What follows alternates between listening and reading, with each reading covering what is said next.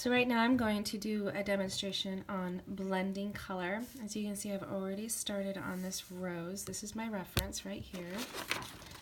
This is what I'm working from. And I'm going to use Quinacridone rose and my Indanthrone blue, which is kind of like an ultramarine blue, but doesn't granulate as much. So as you can see, sorry about that. I'm going to mix my own color there. I also have 2 jars of water, one to take out the color, one to give me fresh color, or fresh water. The reason that's important is that when you're blending, you want to make sure that the color is out of your brush entirely. So you need clean water to work with, so as you can see. So I'm gonna, since I have my first glaze down, which is just the color of the rose, I'm gonna now start going in with more of my shadow tones for the next glaze. And the next glaze is, you know, there's a couple steps. I went from pink and now I'm doing purple, and then I'll probably do a red, like red, and then I'll go back in with pink or purple, just to intensify my darks. So I'm going to pull out some darks, let's see, right here, so you can see that. So I'm going to blend, or I'm going to zoom in, since I've already shown you what we're going to use. I want to zoom in so that you can see what I'm doing here. Okay, so right here, I'm going to lay in puddle.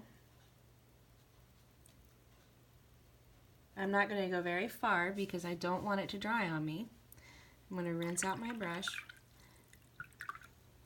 First in the one that takes color, and then in the one that gives me clean water. I'm going to dab it on my paper towel. So I still want it to be damp, but I don't want too much water.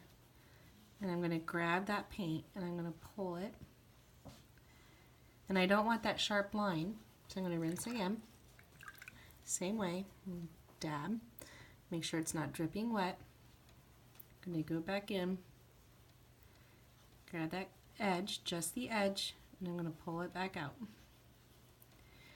Now, you're going to start seeing a bloom right here, and the reason that bloom happened is because I had too much water in my brush. If you have too much water left in your brush, when you go back in to blend it out, pulling it, it's going to push, the water's going to push your pigment this way, and it's going to create a bloom. And that's what causes those when you are painting wet onto dry. I'm going to go into here.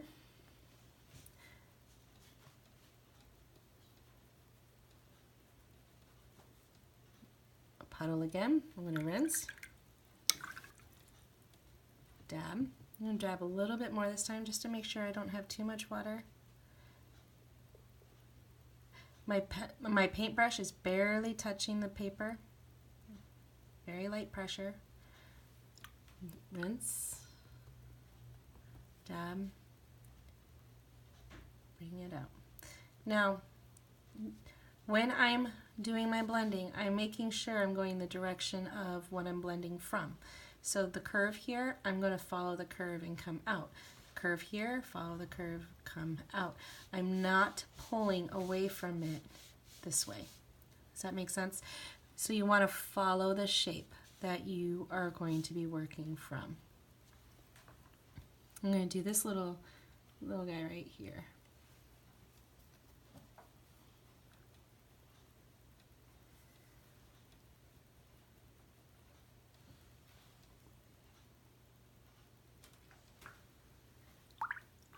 Rinse, dab. So I'm not going to go this way. I'm going to take my brush very lightly and pull it out.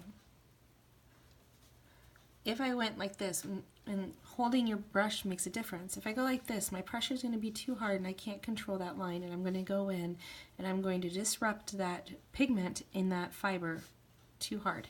But if I go like this and I soften my brush by laying it down a bit more, Okay, so this is what it would look like. Let's say the bottom of the screen is my paper.